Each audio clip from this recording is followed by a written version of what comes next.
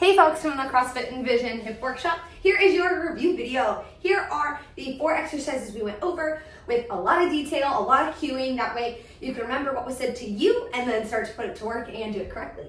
So the first one we did was that hip shift pullback, which was for the posterior hip capsule.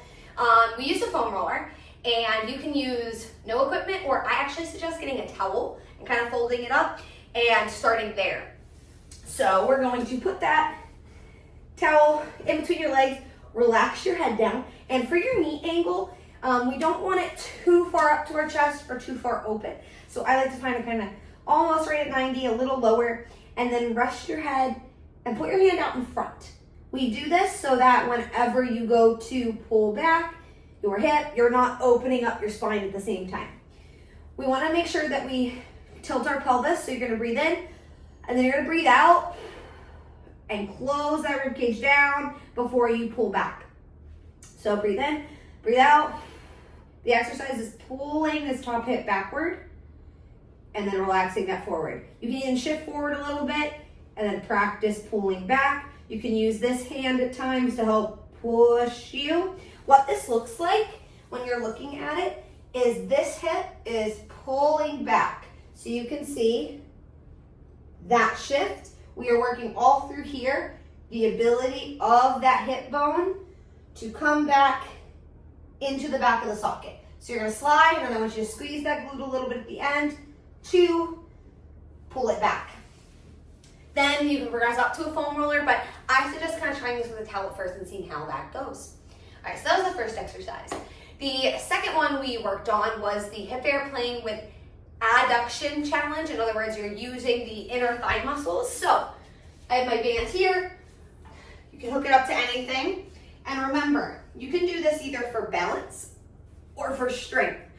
I want most of you, pretty much all of you, to start with strength.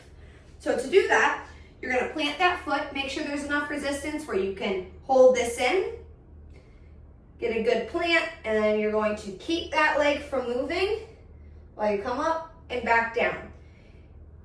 One thing to think about here is we need to keep pressure on our toe and our heel, so we're not letting that foot open up, we're not letting that band pull you outward. This inner thigh muscle is going to stay here. As a reminder, this helps you as you descend and in the bottom of that squat to hold your hip in place, to not shift everywhere, to not use the wrong muscles.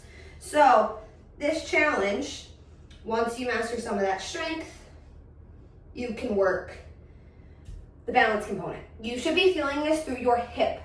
If you are pulling with your low back, it's going to look more like this. So keep everything here. Put your hands on your hips if you need to, and feel your hip and pelvis shifting, really squeezing that glute complex on the right. It won't just be the glutes, it'll be the deep hip internal rotators as well. That was our second one. Our third one was the most difficult to cue. So I don't have a weight with me, but I'm gonna use my shoe as our pretend weight. This one, we are working a shift and load back in. This is best for our lifting. This is teaching you how to use your hip when we get in a power position for cleans or snatches, how to hold it through a squat, how to activate it on a lunge. So this is my favorite one for transitioning over into CrossFit. So let's say we're doing a little left leg here. 90% of the weight on my left leg. Right one's just kind of out here, hanging out. Little toe for balance. Left leg, weight is in right hand. Come into the middle. You are going to touch that weight to your leg, slide along that leg, come back up. When you do this, your pelvis is going to tilt and shift, and that femur is going to slide back well loaded. So when you're looking at this from the side, we're working that left leg. Notice how this pulls back, and then comes back up. So give that a try. Start with 10, 15 pounds, and then work your way up to truly load that hip socket. Do those very, very slowly and controlled. The last time we worked was one of my favorites. It was the side plank. So we did this with a mini band, either around your thighs or around the bottom of your leg. You can do it without.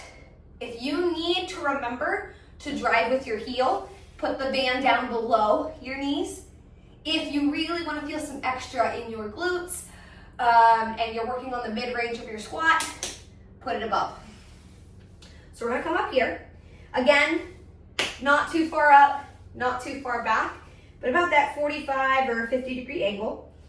Then, hand on your hip, I want you to tilt toward the ground. A lot of people will do this and they'll stay facing upright. You're not gonna feel the right muscles. So, hand on your hip, all right, now you're facing toward the ground. When you first lift, we do a side plank, okay? First step, side plank. Second step, lifting your top leg. Notice how I'm not making a clamshell, I'm not leaning back, but I am lifting the entire leg, not by the knee, not by the foot, but instead, knee and foot together. Once we're up there, you can add an internal rotation component. Now notice how I'm not dropping this knee down.